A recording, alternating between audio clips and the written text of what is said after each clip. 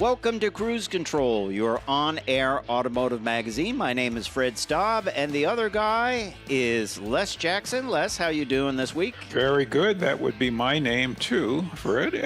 And well, we got a lot of stuff going. Even though it's summertime, there's never a stop in the auto industry. Everybody is competing with everybody else, and the company that keeps track of who's good, who's not so good is J.D. Power. And we have their 2025 U.S. initial quality study. That's important. And we're going to take a look at the results, which new vehicles had the least problems, and what you should look to avoid when purchasing those that have the most problems. Yes. And it also it looks at categories of problems. So what causes the most problems? Yeah. Typically, it has been the infotainment system, but we'll let you know if that is still a problem in 2025. Something that's not a problem is the Corvette C8 ZR1, and it's interesting that 2025 model may just become one of the most collectible Corvettes ever. We'll tell you why. It's interesting. A lot of collectible Corvettes. This one, I kind of agree. And Kia prices out the Sportage Plug-In Hybrid. And, Kia and Hyundai, you can count on them. They're just ahead of the game. They are. Hybrids and plug-in hybrids are selling very well for Kia. There was a report this week that they're not selling any electric vehicles. Kia isn't, but I believe Hyundai is. So we'll try to drill down on that. We're also going to talk tech. Could a supercapacitor be headed to your next hybrid, replacing the battery? Interesting idea, right? Very interesting. We've talked about this for years. If you can get a supercapacitor and discharge it at a given rate, it's a great way to store energy. But we'll talk about it. And Infiniti shows off its 2026 QX60. Yeah, a lot of tech there and a lot of style. So we'll talk about that and more when we get rolling on Cruise Control. So let's jump into our first story, and it comes from J.D. Power. J.D. Power always likes to run its initial quality study every year, and 2025 is no different. And we're going to take a look at some of the things they came up with and some of the vehicles that are really standouts, right? Well, that's right. And, the kind of something we just bring up front is that there are fewer physical vehicle controls and more problematic touch screens, which is, boy, this is a real irritation for most people. I haven't experienced it on my car, but I know I would be very annoyed if it did happen. Apparently, it's all different stuff, all different makes and models, but it's annoying people greatly.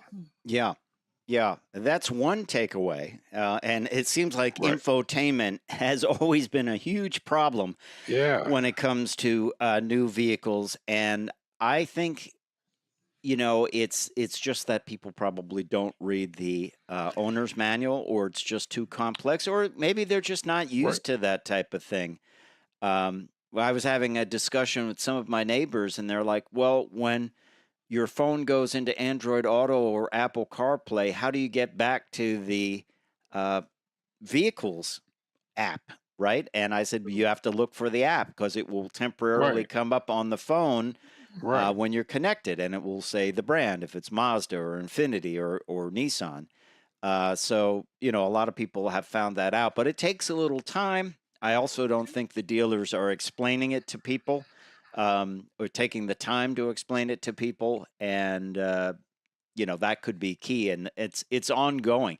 Also, there's a size war when it comes to screen size, and apparently it's important to automakers, but it's not as important to buyers, which is interesting. That is a rare thing where automakers are just doing something that doesn't really get to what consumers want, right? Well, you would think that the manufacturers would ask the customers, would you like a bigger screen? But apparently, that's not happening. They're actually they're competing with each other. Well, we got the Shazam 2000 screen over here. Right, 24 Well, inches that's right, and wide. Yeah, we have the Hinden screen over here. It's the entire roof of the car. right. Um, but people, there's enough is enough. I mean, you don't you don't need a big screen TV inside the car. You need a convenient screen that doesn't block the dash or the Well, windshield. well, think about it. I mean, it's an easy way to upgrade and say, "Hey, you got to get into the new model." Yep, yep, And people that are supplying screens are like, "Hey, we're not going to supply the 10-inch model anymore. We're only going to supply the 12.4-inch." So some of it may be in what's available as well, and they can right. swing it as an upgrade.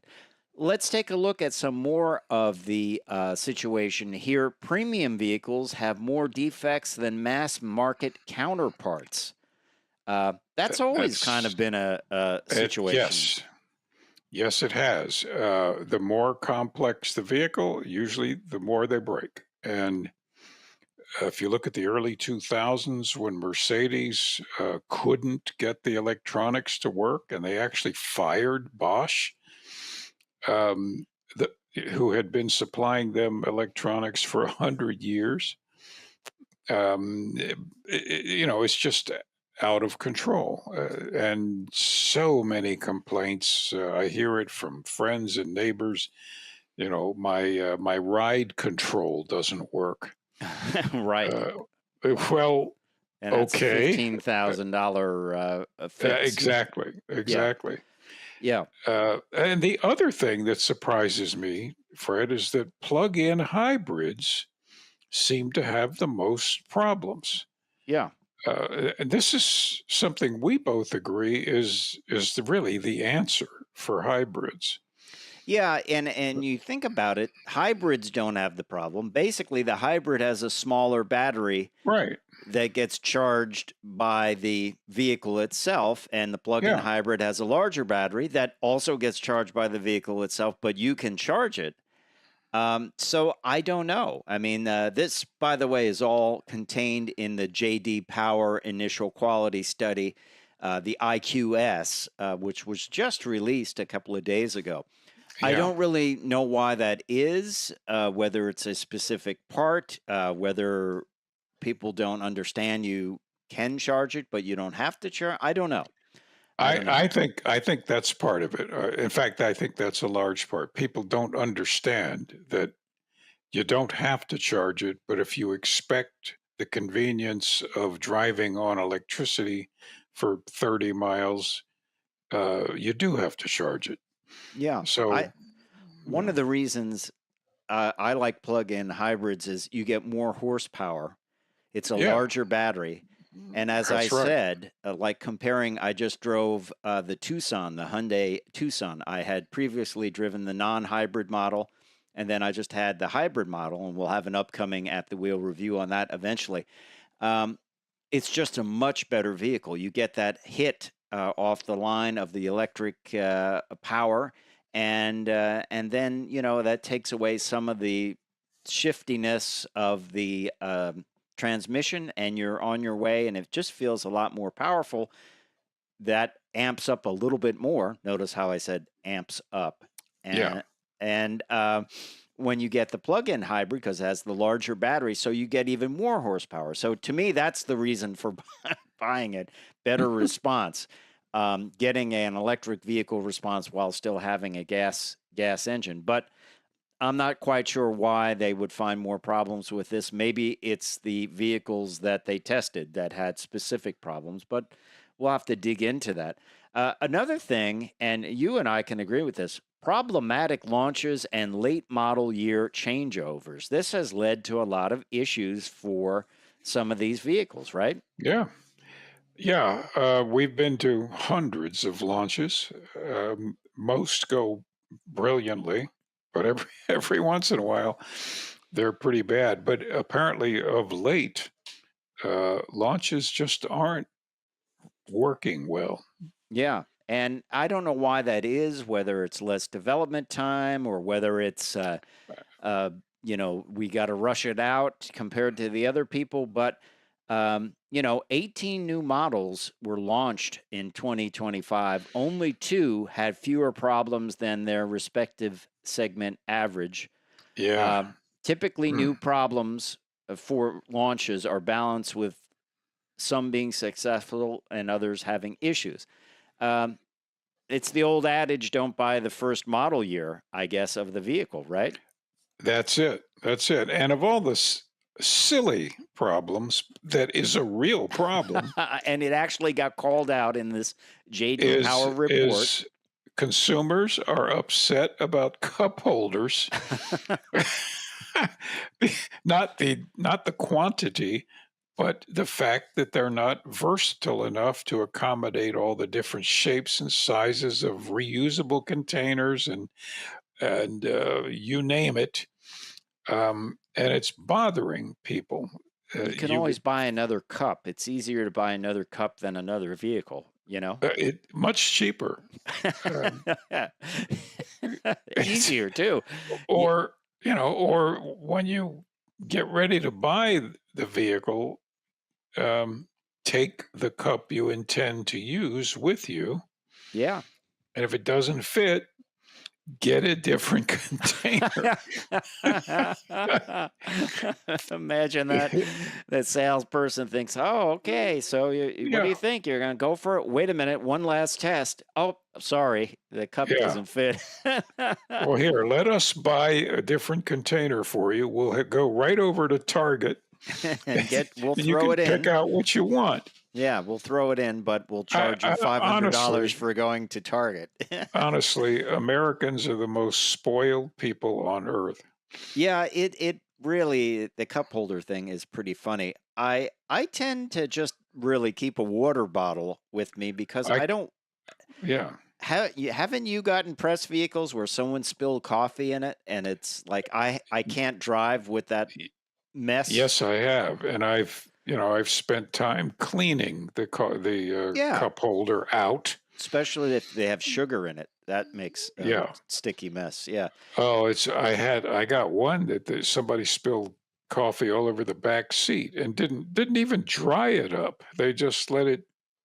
Oh Yeah, and man. that's going to Well, stain. That's yeah, going to stain we for sure. both got many stories of.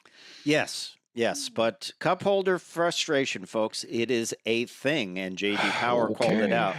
Now let's stay on this initial quality study and just keep going. Lexus is the highest brand in Yep. overall initial quality with a score of 166 problems per 100 vehicles, which sounds like a lot, which means some But have it's not. multiple problems. Yeah, It's but it these could are be anything. most are very minor problems. Yeah. And then among the premium brands, Jaguar did well. Is that perhaps because they don't sell anything anymore? It's like one vehicle. Yeah. Yeah. Genesis also ranked third. Great brand. Uh, Everyone. expected. Nissan, Yeah. I'm glad for them. They rank highest with mass market brands, Yep. 169 Yep. per 100. And Hyundai did well, Yep. as did Chevrolet. They came in third. Hyundai came in Yep. second. Chevy came in third. But yeah, it's interesting conversation. So let's look about some of the actual vehicles that did well. The brands, as we told you just a moment ago, Lexus and Nissan and Hyundai are the top three. Jaguar, Chevrolet, Honda, and Dodge follow up. But what's at the bottom? Well, Rivian. Ah, Rivian and hmm. Tesla. What about that? I mean, Well, it's not a surprise that Tesla is at the bottom because they have long had tremendous numbers of problems. They're They have been ranked by most testing agencies and us as the worst build quality vehicle.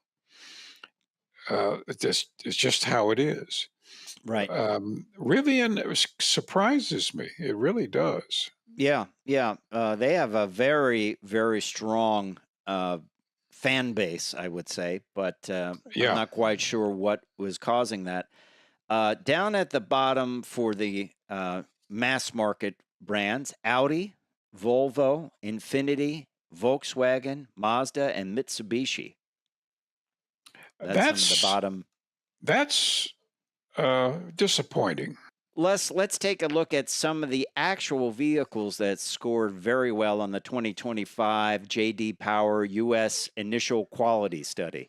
You have a small premium car category, right? Yes, that's right. And no real surprise here. The highest ranked is Acura Integra, which I just don't see any on the roads. And the BMW 2 Series, again, nice car. I just don't see them out here, but they've got to be out here. Well, in midsize car, it is bread and butter time. Nissan Altima was the highest ranked, followed by the Chevrolet Malibu.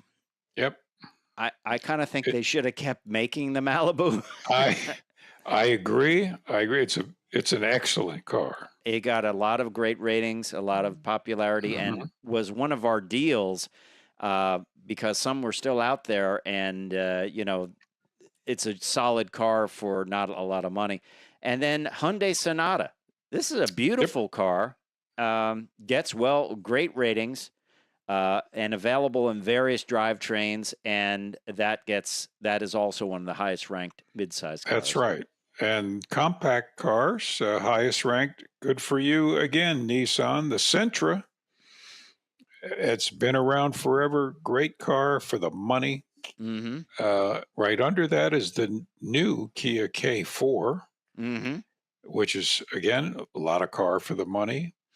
And under that is the Hyundai Elantra. Again, you got to love them. And then over to sporty cars, Porsche 911, right, which is an investment, and also now an investment, Chevrolet Corvette, both top numbers there. And then compact premium car, Genesis G70. I agree, that is wonderful. Cadillac CT4. Upper midsize premium, Mercedes CLE and Mercedes E-Class and Genesis G80. Genesis doing very well. And you've got a couple of more categories, right? Yes, the midsize premium is Lexus ES. No surprise. Sporty car, highest ranked Ford Mustang. For now we're at 66 years. Yes. The Mustang, and then under that, the Toyota 86. Fun car. Fun car. Yep. And then we should look at SUVs since that's what most people are buying. Highest ranked small SUV, Buick Encore GX, Kia Soul. It's been around forever and it's a great value. Chevrolet Trailblazer and Bronco Sport. Both good vehicles. Trailblazer has done very well for Chevy. Because you know what? Because I believe it is a South Korean car and it comes with a lot of stuff in it already. Exactly. It's been around. They've worked all the bugs out of it. Yeah. What do you got for midsize premium SUV? Midsize premium SUV, Cadillac, highest ranked Cadillac XT5. Now that's good for them. I mean, that's really good. And under that one is Land Rover Defender, and it's tied with Lexus RX. All three are excellent. Yep. Upper midsize SUV, Kia Telluride, the gift that just keeps giving to Kia. Subaru Ascent. Don't see too many of those around. Hyundai Palisade, see a lot of those around. See a lot. And Nissan Pathfinder, a big hit for them. This is funny, compact SUV. Do you think of the Jeep Wrangler as a compact SUV? No, I don't. I consider that something different. The Ford Escape, okay. Jeep Wranglers there, Nissan Rogue, which is a super winner for Nissan, Yeah. It, deserves it. And you the know, upper, I still think it's bad that Ford is going to get rid of the Escape. I don't I get do it. too. I Not do too. everyone I mean, wants a giant pickup or SUV. no. So anyway, It- upper mid-size premium, we handled that. Or no, we didn't actually. BMW X5, Genesis GV80, Porsche Cayenne. And then you can get up into the bigger vehicles, the mid-size SUV, Honda Passport, and Toyota Crown Signia. I like that a lot, the Signia. I Yep. think it's a very attractive, almost station wagon-like looking vehicle. And to wrap it You, up, large premium. that's right. You said a bad word. You said station wagon. We love them because they're just a great choice. They're practical and they look good and they drive great. Yeah. All of these are top-notch vehicles. Large premium SUV, though, BMW X7, Land Rover, Right. Range Rover, and Mercedes GLS. Some big machines there. Well, they're quality. Now, if we had the prices of these, I think we'd be scaring people. Yeah. Really. These are way up there. This is why the purchase price, average purchase price is what now? 48,000? 48,000. 48,000. Okay, for a new vehicle. Man.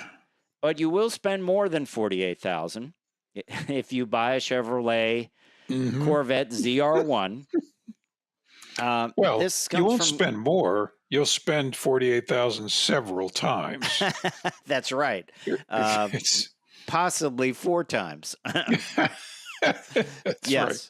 Right. The Corvette world loves collectability and uniqueness. And this comes from Corvette Blogger. It is why the 2025 Chevrolet Corvette ZR1 will be so rare it may become a collector's item. And the reason is it will have the old interior with the wall of buttons coming down the center console. And they have not built many of the ZR1s for 2025, and they're not going to build all of the ones that were ordered. They're going to make them reorder them as a 2026, which would be disappointing, right? Yes. Well, that means exclusivity, that means collectability, and that means more money. Well, it means, yes, if you eventually sell it, you will get it for the reduced price. What's interesting is the 2026 model will get a increase of $7,200 plus a destination fee hike from $1,895 to $1,995. And if you ordered a 2025, I guess you have to pay for that additional money, right? They're just going to cancel the order. Yeah. They said you will get priority on the build for the ZR1 for 2026. But this will be the only model with that old dash. Going forward, the 2026 has the new dash. And it's funny, I like finding links to history, and I had to look back. The 1990 Chevrolet Corvette ZR1, remember that as the engine that was made by Mercury Marine? Yeah, that's right. 375 horsepower was the output for that one. That was a lot in 1991. This one's over 1,000, the new one, yeah. I remembered that came, oddly, with the old, kind of sci-fi dash, that had all the bar graphs and things like that. Yeah. And what was interesting is I believe the rest of the Corvette lineup had gone to the new dash, which was kind of a rounded dash, kind of a new sheet design. But the ZR1 kept the old dash with the addition of a passenger side airbag. If you remember in the old C4 Corvettes, they had something called a bread box, which they thought there was going to be a federal standard to have Yeah. padding on the dash. Yeah. So they made this gigantic thing that looked like a Big, bread ugly, box stuck to ugly, it. ugly, ugly.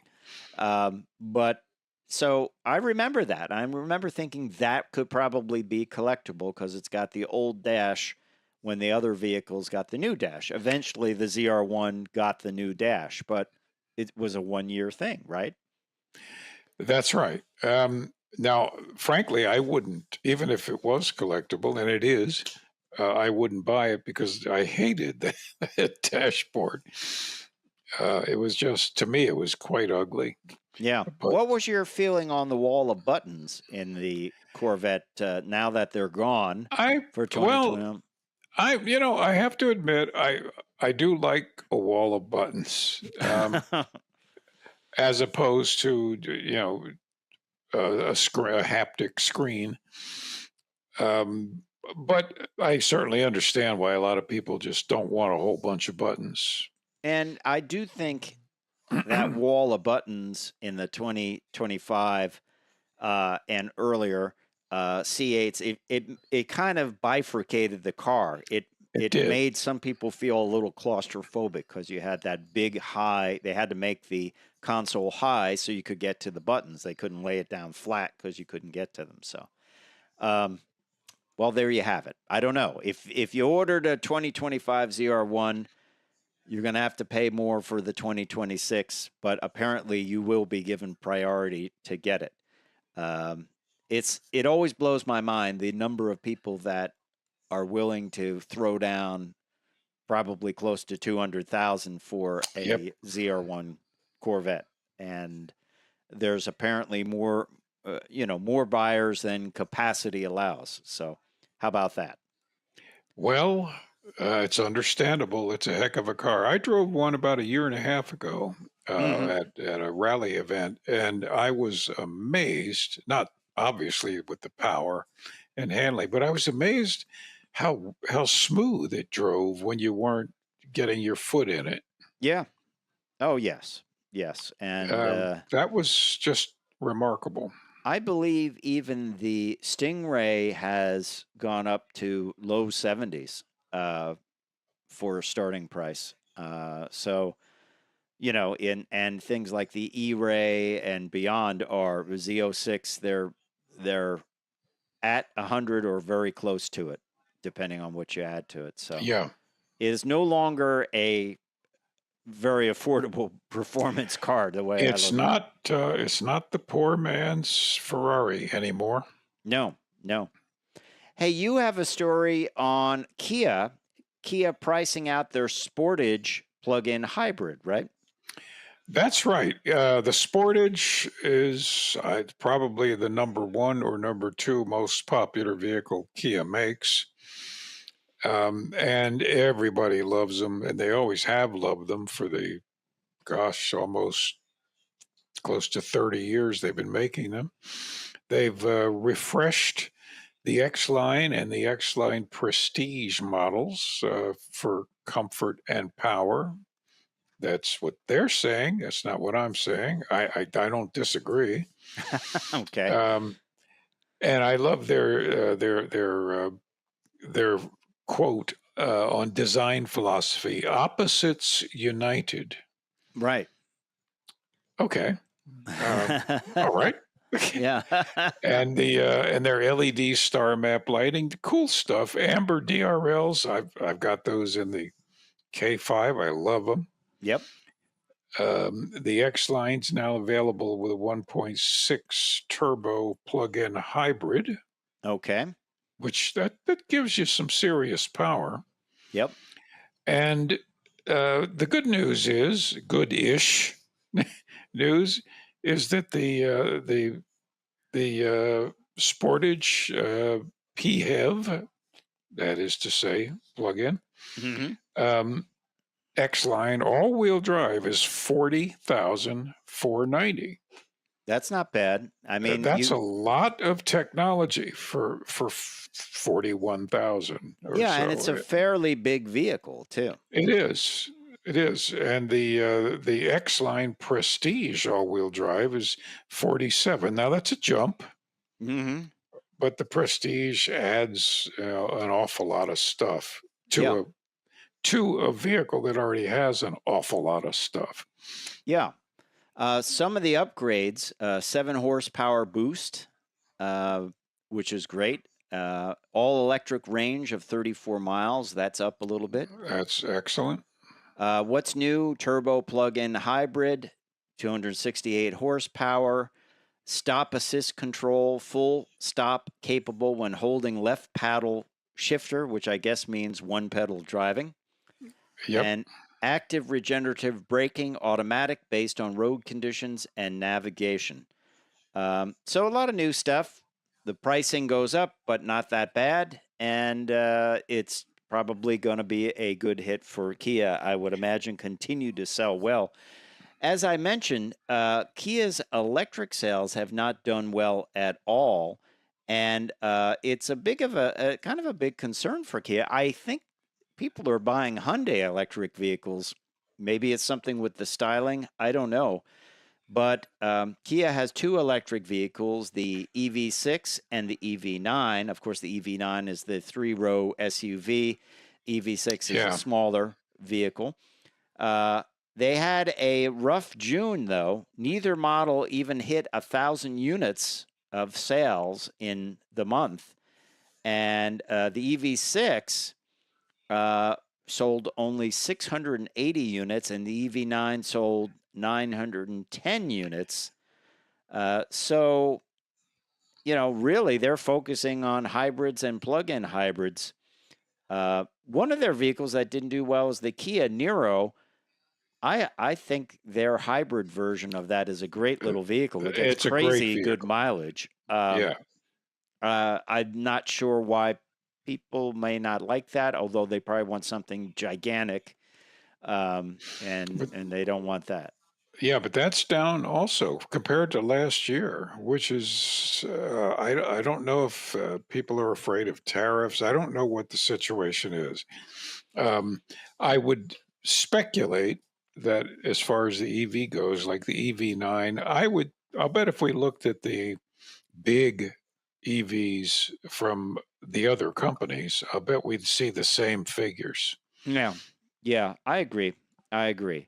Definitely. But I think also Hyundai has the better lineup. They have the Ioniq 5, Yep. and then the Ioniq 6, and then now the Ioniq 9. I just think maybe people are moving towards that brand when it comes to electrics, in the Kia, Hyundai, Genesis world. We'll have to see. But not a big month for them. So, hey, they'll switch over to hybrids and plug-in hybrids. They're very agile, and I don't think they will be stopped by it. Do you? I don't think so. Both of these brands are highly respected by owners, and I think it's just a slow time for them. And again, I think it's a slow time for most everybody else. Yeah, exactly. Hey, let's talk a little tech. You and I have talked about capacitors. So capacitors, they're in everything, TVs, they Everything. power supplies, all kinds of things. They hold electricity. The problem is they hold electricity, but they typically just shoot it out. That's right. When you ground a capacitor, and you'd better not be the one grounding it, Right. between you, between, between you and ground, And it you should just ground dumps. it. You should ground it with an insulated screwdriver. Yeah, So if always, it's a big, I always, replaced my HVAC and one it just dumps all of its energy all at once. all at But once. there is a company called Allotrope Energy, which has come up with a supercapacity that's double the performance and half the cost of hybrid powertrains. So the idea is this would replace the battery of a hybrid system or potentially even a plug-in hybrid system. Lighter, more cost effective. It would also free up that battery capacity from hybrids for full electric vehicles, right? That's right. And on top of that, capacitors and supercapacitors charge up very, very quickly. Okay. You just have to throw connections at it and wham, it's charged. Well, this new allotrope energy supercapacitor offers double the energy density in a smaller, lighter, more cost-effective package. It leads to a new generation of ultra-efficient hybrid powertrains. And here you go, Mr. Physicist. It has nanoporous lignavolt material, ensuring high sustainability, high sustainability production process. Yes. It because it's intuitively obvious to the most casual observer that that's what it has. Hey, they can make it cheaper and faster. That's basically what it means. Exactly. I mean, a capacitor is really a simple device. It's just in its basic form. It's a metal foil with paper on it rolled up and put into a can. That's what it is. Yeah. And it holds this. Basically, it's an electromagnetic field inside that is pure energy. Now, here's a good point. Supercapacitors can also deliver power quickly, and that opens the door for more powerful electric motors that provide greater assistance in a hybrid drivetrain. Yep. A 1 kilogram lignavolt supercapacitor could provide 75 horsepower of electrical assistance, 50 times that of the equivalent lithium-ion battery. So it allows much more of a powertrain's acceleration to come from the electric motor, which can, in turn, can be matched to a smaller, lighter combustion engine. So imagine a sub 1 liter combustion engine and a supercapacitor. Kind of cool, right? Yeah. This is, I love this. I just love this. I hope this works. It seems so simple. Yeah, and I guess you would have some kind of safety way of quickly discharging it. I'm sure there'll be some safety system for that for first responders and things like that. But I always thought that these things would be great. The weight, the ability to package them better than a battery. As I said, it frees up batteries for electric vehicles. Yep. And let's face it, I was just saying I like hybrids because it has that kick of electric power. It's not as great as an all-electric vehicle, but it makes a big difference. And that's what you notice. It's like we always said, how do you modify a car for the street if you want to feel the push off the line? Well, you probably change the rear end gears. You'll get the most bang for the buck there. You want to feel it off the line. It's not top speed, Exactly. And that's what more electricity does. And it does it instantly. So the fact is, I just believe this is going to be a major impact on the industry when they get all of the whatever bugs there may be ironed out. They're claiming that they're evaluating them now, and the results are confirming that what they're claiming. Yeah, that's great. And also, doesn't Formula One use a supercapacitor for their push to pass or IndyCar push to pass? Yeah. I don't think it's a battery. I think it's a capacitor. So once again, race on Sunday, sell on Monday. I think it's a great idea. We got to look at everything, and to have that boost of power. Maybe it's a button on the dashboard, like what do they call that in the N series? The fun button or whatever. That's right. The warp speed button.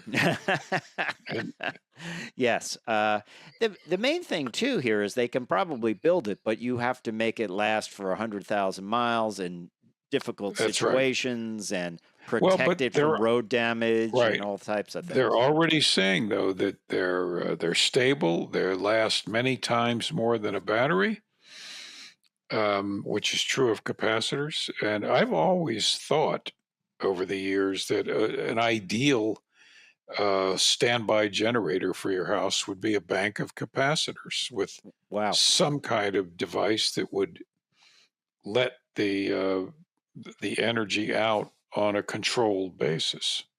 Well, let's jump into a vehicle you can buy now. Who knows if it will have a supercapacitor in the future, but we're going to talk about the 2026 Infiniti QX60. It is here and on sale starting at $51,200. Yes, if you're a big grill fan, it has one. Great looking vehicle. The first ever QX60 Sport Grade, which elevates the model with a statement-making appearance. And that Of one, course it does. if you want to make a statement, it's going to cost you over 10 grand more to make a statement. That's right. Well, but you know, statements are expensive. Statements can be expensive. That is true. It's a new look that incorporates a redesigned grille, inspired by the intersecting shapes of a serene bamboo forest with an illuminated three-dimensional Infiniti emblem. Okay. Don't you feel that looks like a bamboo forest? I do like the illuminated logos, though. I always thought that was kind of cool. I like that. Bamboo, I'm not fond of. I don't see how it relates to bamboo, but it doesn't matter. This is a premium SUV for Infiniti USA, and they are, and it says it's a very important vehicle. The QX60 apparently has accounted for 45% of Infiniti sales in the last quarter. That's amazing. Everybody wants big SUVs now. Everyone wants gigantic SUVs. Yeah. I don't get it. So what are they? There's a variety of different grades of this. 51,200 is the pure. If you want all-wheel drive, it's 53,200. That gets you 20-inch alloys, a dual 12.3-inch screen with Google built in, Tailor Fit, which is their brand TM, trademarked pointed seating, wireless phone charging, 5 USB Type-C ports. God, I hope the cup holders are good. Well,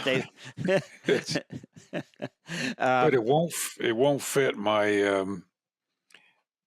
my whatever. Give me the name of a designer cup. I don't know. Cup. I use whatever's close by. So yeah, I use a paper cup. It's paper cup capable. Yeah, I have a stack of them in the cupboard. You can step up to the QX60 Lux. That's 58,800 in all-wheel drive, and that gives you 3D around view and monitor, which is a nice upgrade, and object detection, which is new for 2026. And then you can step up to the Sport, which is interesting. Something named Sport is that high in the ranking. Typically, that is a kind of a second level vehicle, from the base. Usually, but not here. This is a big deal for them. It's finely crafted with a dynamic appearance, Les Jackson. So that's why. But it gets an S badge, dust blue upholstery scheme, black headliner, and that is only available in all-wheel drive for $61,000. And then you can go for the top of the range Autograph model, which is the pinnacle with high-end interior, 20-speaker reference stereo, and more. And that is $66,150. Okay. Well, but you get massaging front seats. Yeah, I know you like the massaging front seats, but they're very nice. I did not know that the QX60 was the big seller over at Infiniti. But once again, this is an important vehicle. It just shows you the trends for people buying vehicles. It's all big SU, not all, but a disproportionate number of big SUVs. Yes. Yes, absolutely a big SUV for sure. Hey, interesting story here about, of course, we just had Le Mans not that long ago, but now there's something called Le Mans Classic. And there's a team of 4 drivers. They're going to, they recreated the Bentley Boys photo. This is the original. And then they are going to be driving this Le Mans Classic with 4 continuation series Bentleys, which have blowers. 3 of them have blowers on it. The blower mounted kind of near the front axle, which I always thought was a bad place in case you got into a crash, because it's going to be a big problem. These are continuation series. They have been painstakingly prepared by the Moliner Classic team, and each driver will be supported by a dedicated duo of engineers and a mechanic from Bentley. And they are going to run this race in these continuation series vehicles, which I am sure were very expensive.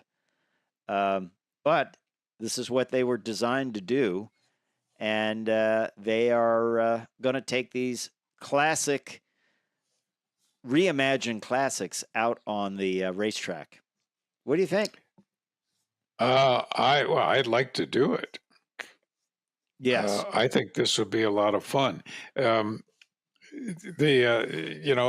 of course, we don't know what it costs them to build these, but I'm sure it's many, many hundreds of thousands. Oh, I think they're in the millions less, actually. Well, yeah. These are, this stuff, you have to create your own tool and die to create the pieces right that go in it. So, yeah, it's just, don't even ask what it costs. This is going to be held on July 3rd through 6th.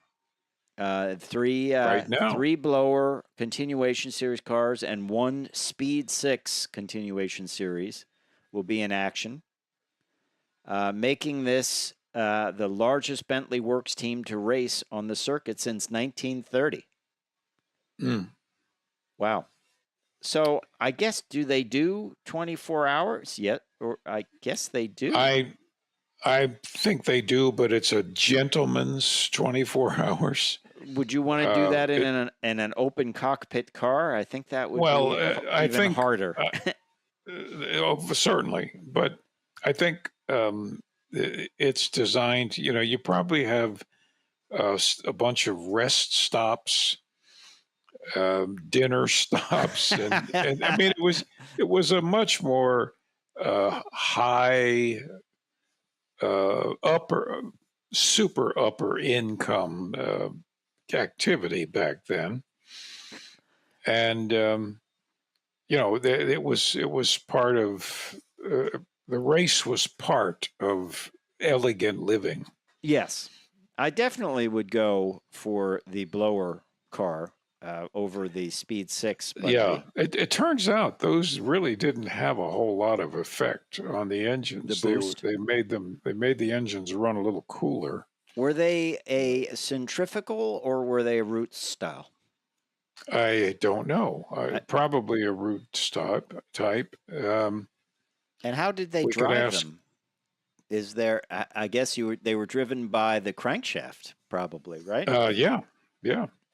So no belt, no toothed belt. And yes, and it's open, and you're wearing goggles and a leather helmet. Yes. All the safety, modern safety gear that you can. I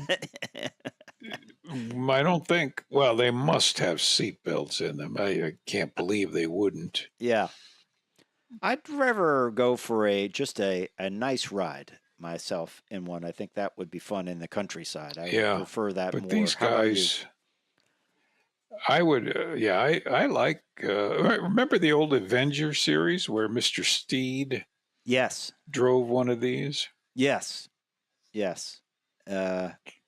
Very cool.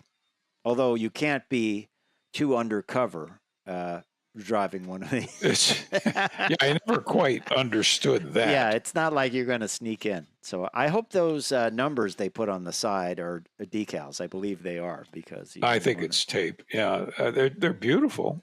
Yeah, they are beautiful, and it would be an interesting experience. And they're driving right now. Yes, pretty cool stuff. It is cool. It is cool. Well, I would love to be there just to watch. You and I said that cars deserve to be driven and used, as opposed to built and put in a museum, and then and nobody gets to see them. So I think this is a good thing and pretty exciting stuff. And we hope you enjoyed that story. Hey, let's take a look at what we have coming up here. We've got a lot more stories to go on cruise control. We're going to talk about the new leader of the American Stellantis brands. You will know who he is because he leads one of the brands already. That's right. And he's very qualified. And he is a guy that came in. Tim Kaniskis is his name, and he came in and is doing a number of things to right the wrongs in the Stellantis brands. He also, this week, brought back the SRT performance division. So I think we're going to be seeing some fun things. That's been gone for a while. Yes. To quote the Joker in the original Batman movie, where does he find such wonderful toys? I think he'll find them and with we're going to find him. Yeah. Yes, exactly. And over at Ram, they're going to do some new models with their HD lineup, right?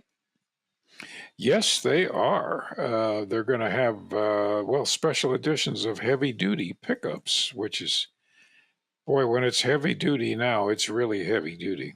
Mm-hmm. Yeah, and special editions sell well, and it's a great way to gain interest and get people into the dealerships. The Warlock is coming back for HD and others, Black Express. So we will talk about those. And then over at Porsche, they have some new 911s that they're showing off, some new models.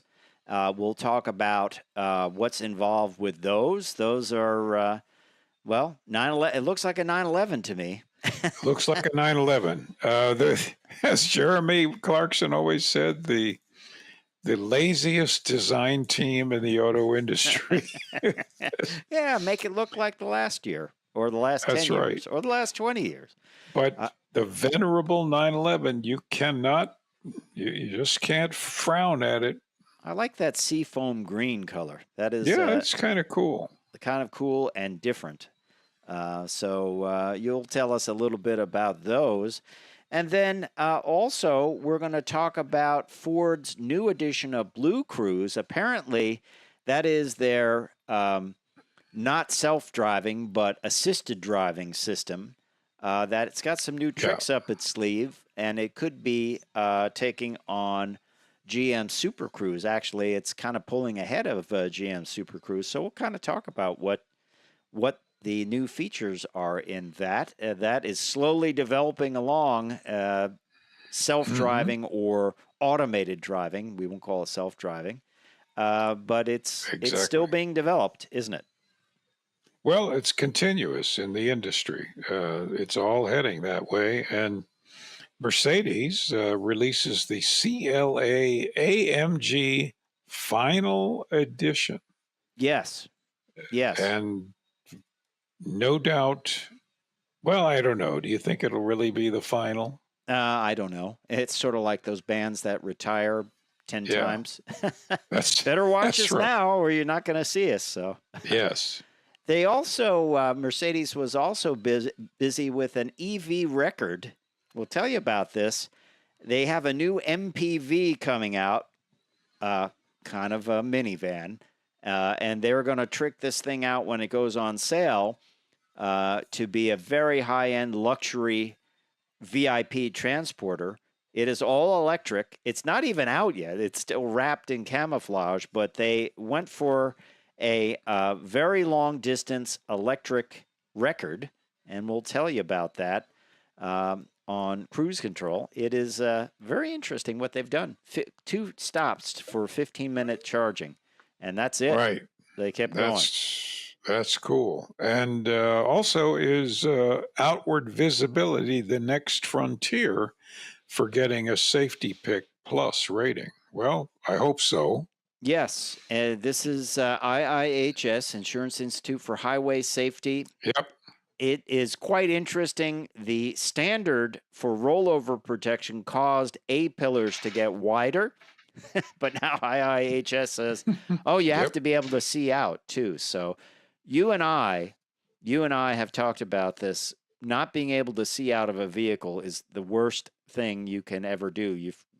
One in particular, yes, the Camaro. The Camaro is just hopeless. I felt like I might as well had a blindfold on, and I'm driving that around. It was very uncomfortable to drive. It probably would have been great on the drag strip because you would not be distracted by the guy in the other lane because you couldn't see him. But that's right. And you only had to look straight ahead. But yeah, I think it's a great thing. And you and I, we drive a lot of cars, and when you get in a car and you can't see out of it, it's just very uncomfortable. So you notice it immediately. Yes, my view is I have to really crank up the seats to see out of a lot of vehicles. Have you found that dashboards have gotten higher? Yes. And I found sometimes the seats won't go as high as I really want it to go. Yes.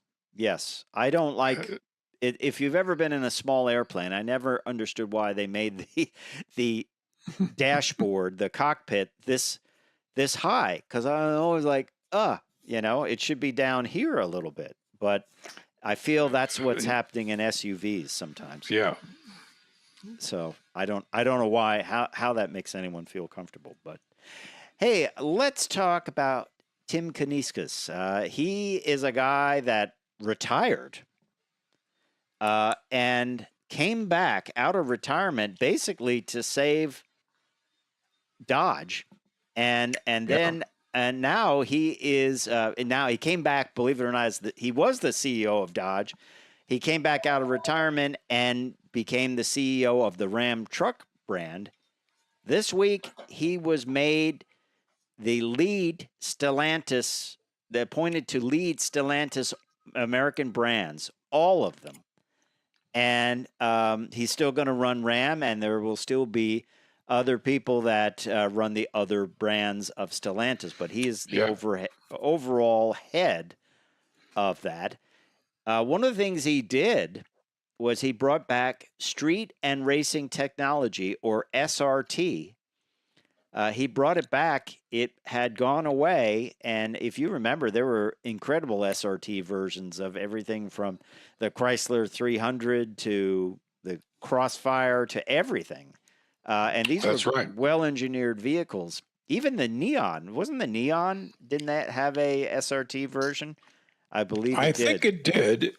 And I think even the Dart had an SRT, the short-lived Dart. Yes. Yes, that I remember that too. And so what do you think, play prognosticator, what will we see from this new SRT comeback? Well, obviously Dodge customers it's all about performance. Right. So, and he knows that. And he said, well, let's give them what they want. Yeah. The other divisions, when it's like Chevy and SS years ago, when you put SS on everything from Novas to, trucks, they sold. Yeah, that's true. Absolutely. So why not? Yeah. Yeah, it's a cool deal, and I'm just excited to see what's coming out. It gets people talking, it gets people wondering, and I think that's kind of the idea behind it, right?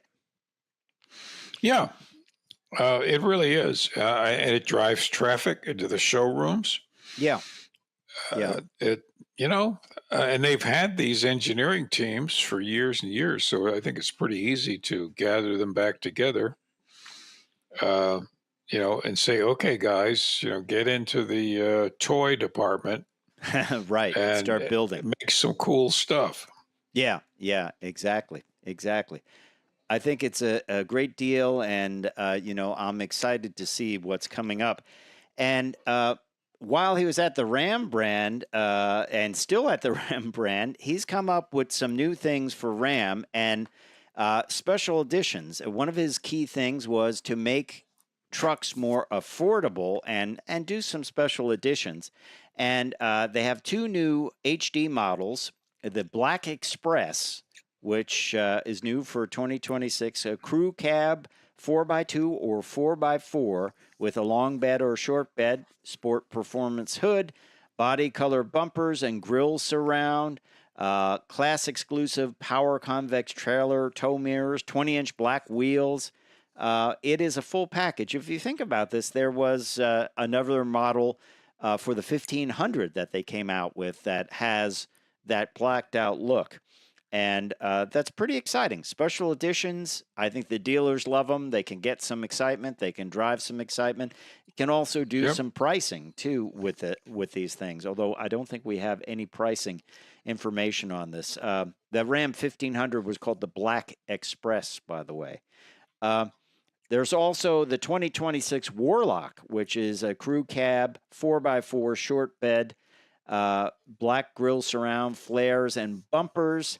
Warlock bedside decal, 20-inch diamond cut steel wheels, 34-inch Goodyear Duratrack all-terrain tires, and those convex mirrors, front and rear all-weather floor mats, Bilstein shocks. So basically, they're building a package price, which is based on the tradesman. Believe it or not, the package price for this Warlock is only $3,000 on top of the tradesman. And if you remember, they said Tim was doing this type of thing and working off the tradesman, the base model per se. We do have pricing actually on a Warlock. I take that back. Yeah. The 2500 Warlock is $57,165. You get a Torque Flight HD 8-speed automatic transmission, and you get engine options of either the 6.7-liter Cummins high-output turbo diesel with 430 horsepower and 1,075 pound-feet of torque, or the 6.4-liter Hemi with 405 horsepower and 429 pound-feet of torque. Quite the difference in torque numbers between the gas and the diesel, isn't it? Well, there's a huge difference, but it's kind of always been the case, and an awful lot of people go with the diesels. Yeah. Now, Ram has committed to 25 product announcements over the next 18 months. Man. So some of these product announcements will not be all new products. They will be things like these packages, but it's great news. Dealers have more flexibility, and I think they can also, it brings in traffic. Remember, Ram, under the former leadership, kind of just went all high end, and they kind of lost their market. The trucks just sat there. Now, with these new special editions, that one being $3,000 over a tradesman, that's not bad at all. Take a plain Jane truck, add some features people want, make a nice package out of it, and there you go, right? Absolutely. This is smart marketing. It's a guy who knows the business, knows the customers, which, boy, you got to do that. And it's going to pay off. It is paying off. Yep. Here's something else that may pay off. We don't have much on it. We just have a teaser photo. But coming up, the all-new 2026 Mazda CX-5, it's going to debut on July 10th.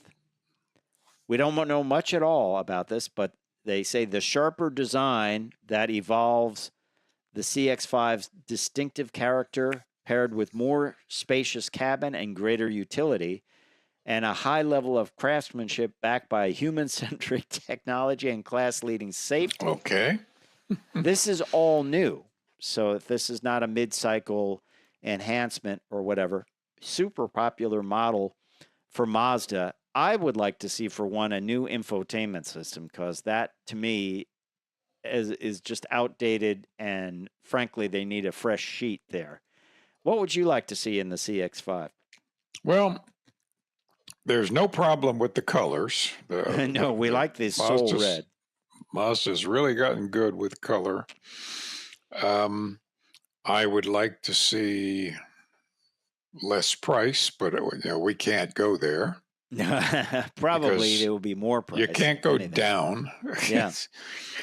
But the fact is, these are very well put together. They do have the Mazda fun to drive personality. Yeah, I think while their interiors have been upgraded, I think for me, I'd like to see a little bit more mixture of textures and patterns. They've gotten a little bit, like the door cards are too black. There's no variety in there. I would like, as I mentioned, the infotainment system. I think that's key. I'd like to see new drivetrains. We'll see what's going to happen, and we're not that far away from it. But this is an important new model for Mazda, and I think it's their biggest seller. I might be wrong about that, but I'm excited to see that. Infotainment, if it has the same infotainment system, I'm going to be like, whoa. Yeah. And they're not the only ones. We talked earlier that the infotainment systems are lacking on a number of different vehicles, companies. Yep, exactly. So, hey, somebody listen to the customers. Yeah, exactly. And change it. Well, let's talk a little bit about Porsche. Porsche has announced 3 new 911 model variants with all-wheel drive and 473 horsepower, which is never a bad thing, is it, Les Jackson? Never a bad thing. And, of course, the 911s, what can you say? They've been around for over 60 years. And a huge customer loyalty base. So, it's like, and of course they're water cooled now, which upset owners back then. It was like Bob Dylan going electric. Okay. But the fact is, when you got a big flat engine in the back and you're trying to air cool 500 horsepower, it's a problem. Well, they are expanding the model range. All 3 all-wheel drive models, the 911 Carrera 4S Coupe and the Cabriolet, as well as the Targa 4S, all 3 models will gain more power, 473 horsepower, improvements in standard equipment, and enhanced brakes compared to their predecessors. Yes. And all the all-wheel drive variants grow to 6 now.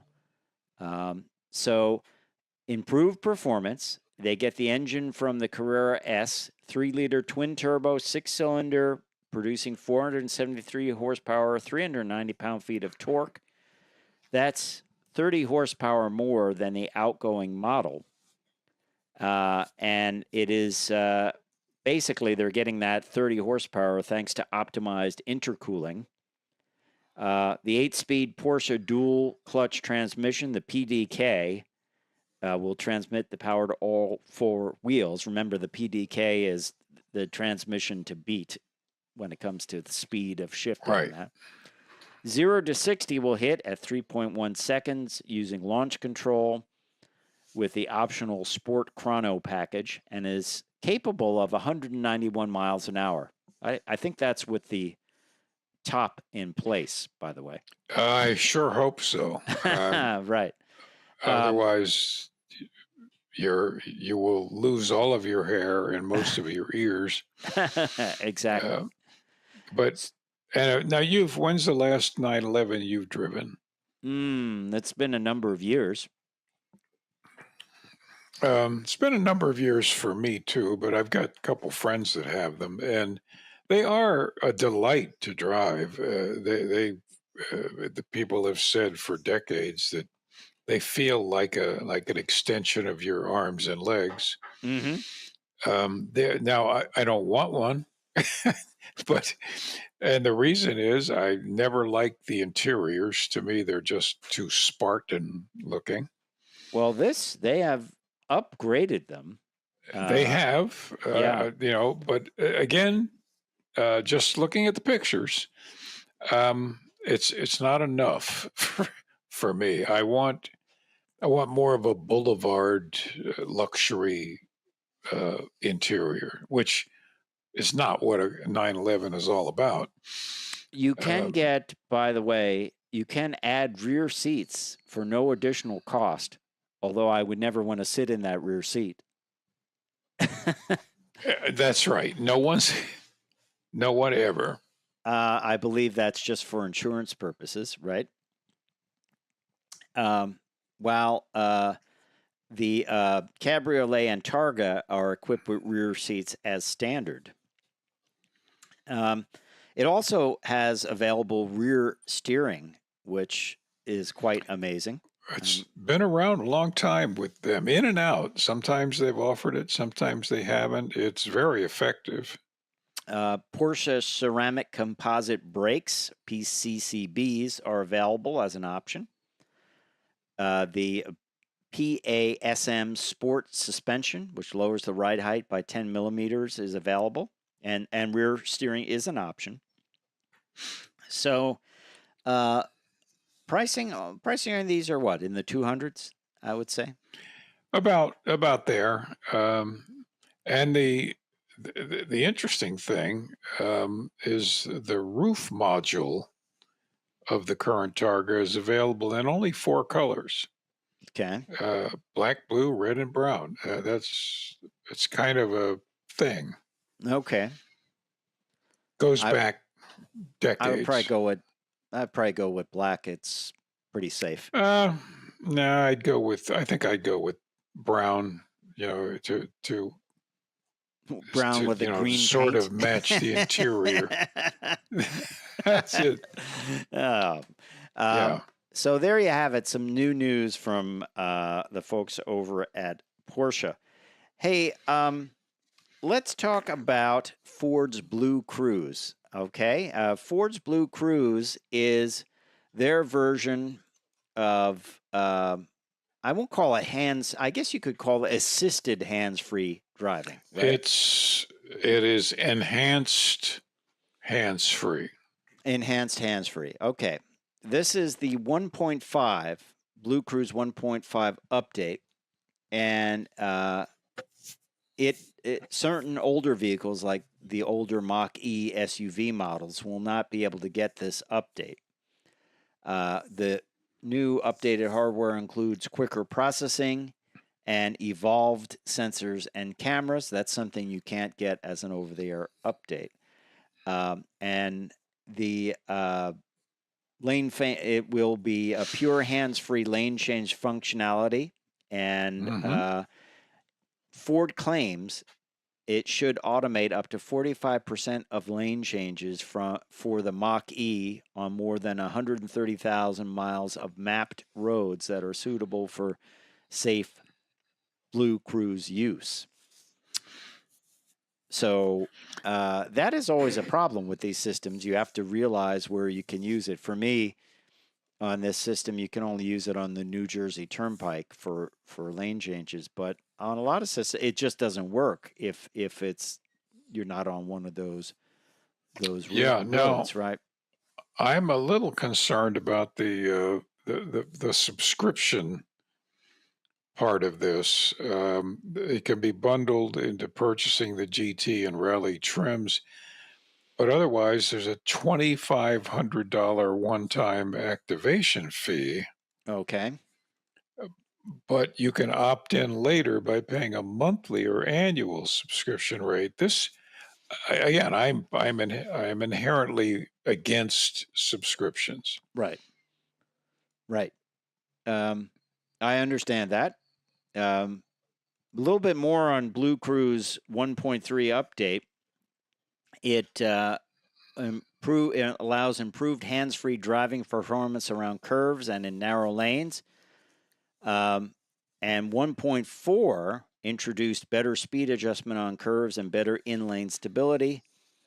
So Super Cruise from General Motors has more mapped out roads, up to 750,000 miles of North America. It's a lot of roads. Compared to Ford's 130,000 miles of roads.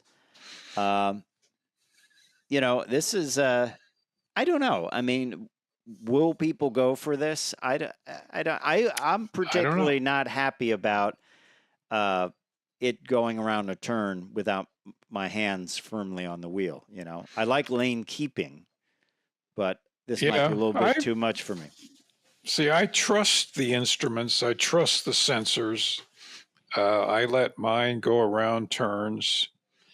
Of course, your hands are always there. Yeah, in case it started to. Your hand is there. Out. You're not putting any force on the wheel. Right. But it doesn't like it when you take your hands off. No. You get little things that flash up, like put your hands on the wheel. Yeah. And I found the best use for some of these systems that are not even as sophisticated as this latest Blue Cruise.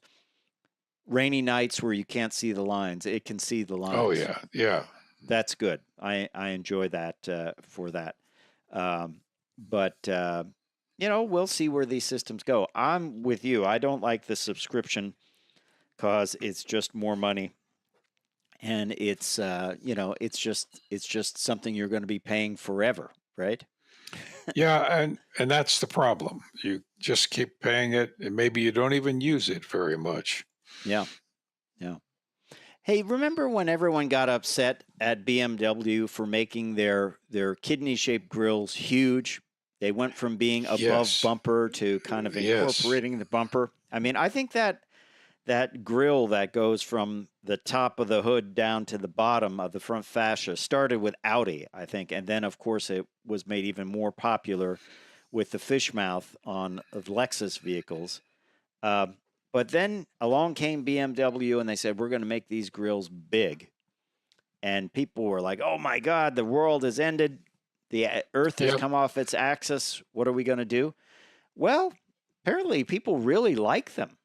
They sell well. The vehicles that have the big grills are selling very well in North America. So BMW is not only going to keep making them, they're going to probably expand them. People like a big grill. The entire front end will be a huge grill. That's right. It will stick above the hood. You and I joked about this a few years ago. Well, it looked exaggerated. It looked like somebody had an idea to do this, but you're like, we would never do that. I personally thought it looked, just too much of a good thing. Okay. But as you just said, people respond to these big grills and like it. Maybe it's an identity thing. I don't know. It's like if I have a BMW, why hide the fact? I mean, it's why they like the illuminated logos. It's I think it's an in-your-face type of thing. People like in-your-face styling. Yeah, I think you're onto something there. I think it's just sort of it's me versus you, or it's. Hey, did I mention I'm driving a BMW? Well, here's the grill. That's right. That's right. If you've somehow forgot, I'm driving a BMW, let me remind you, so. Hey, over to Mercedes. You have a story about one of Mercedes models that's supposedly going away, right? But it's the final version.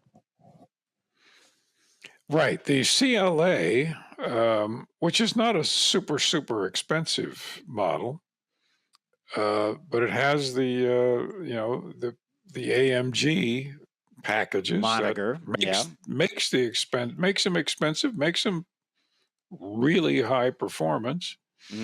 And they're now saying, well, we're going to make this go away. We're going to sell a final edition, the CLA 45S final edition, offering driving pleasure at the highest level. Those are my words, actually. I think everyone's got the same writer. That's right. And it's coming in early 2026. A special model will be available in limited numbers. It's going to have a 416 horsepower, 369 pound-feet engine, which is 0 to 60 in 4 seconds. OG. An adequate 4-second. 155 mile top speed. That's electronically limited. Most of the German cars do that. Tires. And it's again AMG, because one man or person builds the engine. You get it signed. Yep. I like that. I personally like that. I like the name of the color, Mountain Gray Mango Paint. That's a great name. They are going to come with that 45S on the doors. Please leave those in the trunk for me. Yeah, I saw something yesterday, as a matter of fact. A paint, their automotive touch-up paints, which if you need to touch up your car, go to their website. And I didn't remember the name of the car and the model that it's for, but the name of the paint is Agreeable Gray. And I like that. Yeah. Well, do you think this will be the final version? I think it might be the final version of this particular GLA. Yes, this generation. But no thanks on the stickers on the doors. I mean, it's all the AMG stuff. If you've ever driven or never driven an AMG, they really do it well. It's good engineering. And as you know, every Mercedes that comes here gets the AMG appearance package, which is wheels, sometimes markings, sometimes rocker panel extensions. They all get them here in the U.S., I guess. They all get them, including the sporty interior with yellow accents. Well, that's for this final not edition. A favorite of mine. No. But the floor mats, they have 45S branding, yellow contrast stitching. It's cool stuff. I could live with that. Not the stickers on the door, though. Definitely not. No. Yeah. You have to draw the line somewhere. I could live with that. But the stickers on the door, not so much. Hey, let's go over to another Mercedes. And this one, well, it's not even out yet, and it's already broken a record. This is the MPV that they'll be bringing out. They're calling it the VLE. And this is a kind of basically a minivan, but it is an electric minivan. These things are used for high-end VIP transport and, I guess, families as well. But they took a long-distance trip in it from Stuttgart via the Alps to Rome with just 2 15-minute charging stops under real-life conditions. And the Mercedes-Benz VLE demonstrates the efficiency of the van electric architecture on a long journey. It also, like apparently everything else in the world right now, Les, has rear axle steering. I guess everything is getting that, right? Of course. Yeah. Of course. Of course. You know, whether you like electric vehicles or not, you have to be impressed with things like this. Oh, yeah. It shows the practicality. It is a 677-mile trip from Stuttgart to Rome, 13 hours of steady traffic. Charging was minimal, 2 quick 15-minute stops along the way. God, I hope they stopped for more than charging. I mean, I'd need to stop more than that in 13 hours. I'll tell you that wrap cladding camouflage gives you a headache looking at it. I always wanted to take an old car and put it in the wrap, and people think, "Oh, what is that under there? It must be, Yeah, put some that would moon be discs fun. on the wheels to, with that wrap on it, and wouldn't that be funny? I think it would be funny. I think it would be cool. And put a sign on it that says "No pictures, please." It sounds like something like Clarkson would have done in the Grand Tour. No pictures, please. So what did they do? They said our future MPVs have once again impressively demonstrated suitability for everyday use. That's the name of the game. Looks like it's in Rome there, to me. Yeah. And or on the way there. But the silhouette looks like a box with mirrors on the side. Doesn't look. It does. It's hard to tell what model that might be.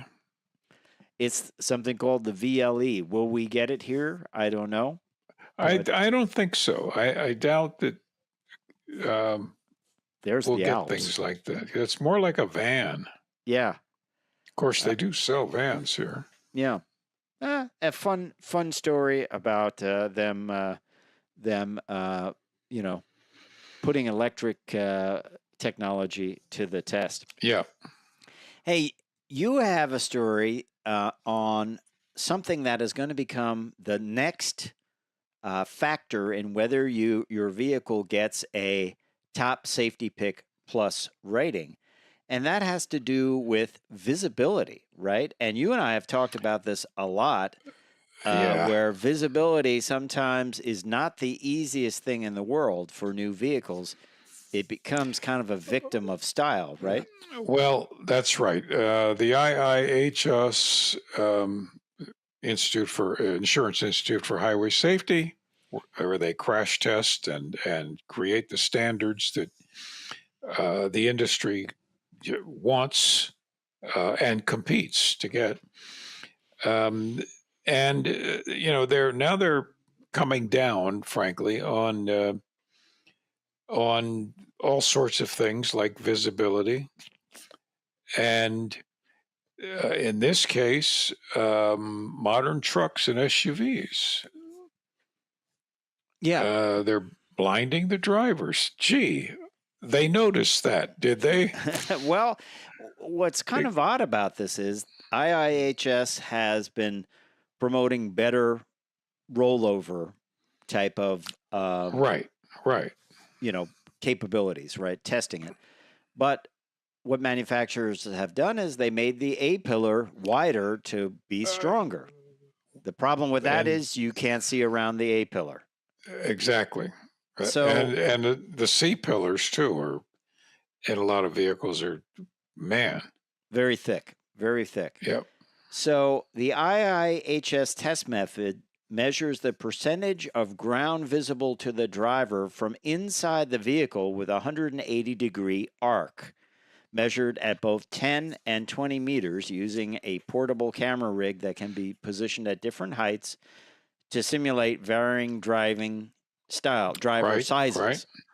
And the U.S. Department of Transportation's Volpe Center adopted the metric and chose 6 top-selling vehicles from a variety of classes, including the F-150, Suburban, Honda Accord, Honda CR-V, Grand Cherokee, and Toyota Camry. and they evaluated each of these vehicles for visibility. So just to give you a little bit of a reference, a 1997 Honda CR-V allowed its driver to see 68% of the area, 10 meters around the car, with a sloping front hood and narrow roof pillars. In previous generation 2022 CR-V that the center tested, the number cuts down to just 28%. So from 68% to 28%. Yep. Yeah. And this is kind of true for everything these days. Yeah. Let's take a look at the F-150. A 1997 Ford F-150 started with 43%, and making the 2015 model score of 36%. Almost, great. Yeah. I don't think they've tested the new one. We don't have the numbers on this. Apparently, it's easier to see out of a sedan, though, than a truck. And that's because, let's face it, trucks, you're sitting higher. You have a hood that just goes out and goes off flat down. Cars still tend to be have a sloping hood to some extent, right? Yeah, this is a real dilemma because the biggest problem, other than people not paying attention on the highways, is people not seeing you, Mm-hmm. and you get hit. Right. If you're walking, that's going to ruin your whole day. It could put a damper on the rest of your on your lunch plans. Yes, that's right. And nobody wants that. So now what? If we start designing with thinner A and B and C pillars, then what happens to the roof collapse standards? Well, but it seems to me we can come up with solutions for that. I also think, and you and I have talked about this, many cars have very high belt lines, and short side windows, which is cool if you're going to have a chop top hot rod and you're just going to drive it around, but you expect that. But I find a lot of cars that either they'll have a high belt line or the belt line will go way up at the back for styling. And it's like you go to back up, you can't see it. Now, yes, a backup camera helps. Yes, the 360-degree situation helps immensely. But, I don't know. Do they somehow make the pillars stronger yet thinner? Or do they keep them strong and thick and say, now we're just going to have every car have that 360-degree view in there? But you can't be using that when you're driving if you go to make a lane change and somene's behind one of those pillars. That's right. Now, and of course, I think a lot of the manufacturers are hoping for cameras to replace people having to look out, but that has its own problems. And there's a lot of stuff that's packaged inside those thick A pillars and absolutely, and speakers, C pillars, wiring, sensors. Yeah, so you're competing for geography that the engineers are that you suddenly start losing. So I don't know what the solution is going to be, but right now it's causing people not to see what's in front of them or what's behind them. Yeah. And that's dangerous. We mentioned earlier, like one of the cars that's impossible to see out of is the Camaro, which is no longer made, but oddly, they're still selling them. There's still a few out there. Ones. But it's very troubling to drive a vehicle that you can't see out of. It is. And you got to get used to it. And again, we don't know the answer, but there has to be an answer. Yes. And it's got to happen pretty soon. Well, once it starts affecting the safety rating and the standard, they become out, you need to have a certain standard, a certain number, that will, gain traction. It definitely will. It always does. Yeah. Hey, how about this? Toyota has committed to its new test track, their proving grounds, and in Arizona, they're investing more than $50 million in new development, including a 5.5-mile oval track and expanded capabilities for vehicle and technology testing and development. It will be made available for third-party usage through rentals and long-term residencies. Think about that, building that. That is a huge swath of land. It is, with an inside track with a lot of turns. It makes you kind of want to live close by.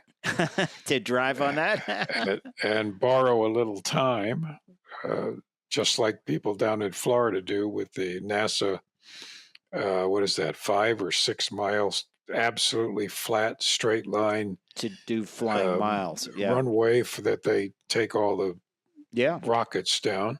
Yeah. That only rents for $500 an hour. Wow. Okay. So if you get a bunch of people together. I'm going there tomorrow. This facility is 11,650 acres and it has 77 miles of testing surfaces with 60 monstrous. miles of paved roads and more than 50 miles of off-road and dirt tracks and high-speed oval track. Man. That would be great. I thought off-roading it would be fun. That's right. And actually, if you look at the straights on that oval, you can easily take your vehicle over 200 on those. Yeah, it's an 8-mile oval. So if it's 4 miles each side or a little bit less? Yep. Mile to get up to speed, a mile to be timed, and a mile to slow down. Make sure the brakes work. And there's a somewhat gentle turn at the end. Well, they're banked ovals, of course. Yeah, but it is quite a facility. Of course, we love that they're investing in this, but that is to win a little favor on things like tariffs and things like that, saying, "Hey, look what we're investing in here. I just dumped $50 million into this." It's pretty incredible, though. I don't know. I guess nothing was there before, right? No, it was probably just empty desert that somebody owned, and they sold it to them for several dollars. Yeah, at least $100,000, I'm sure. That's right. All right.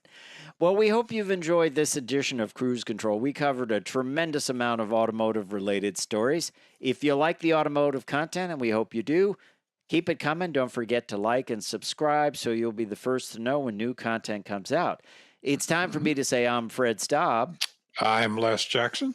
We are going to see you down the road.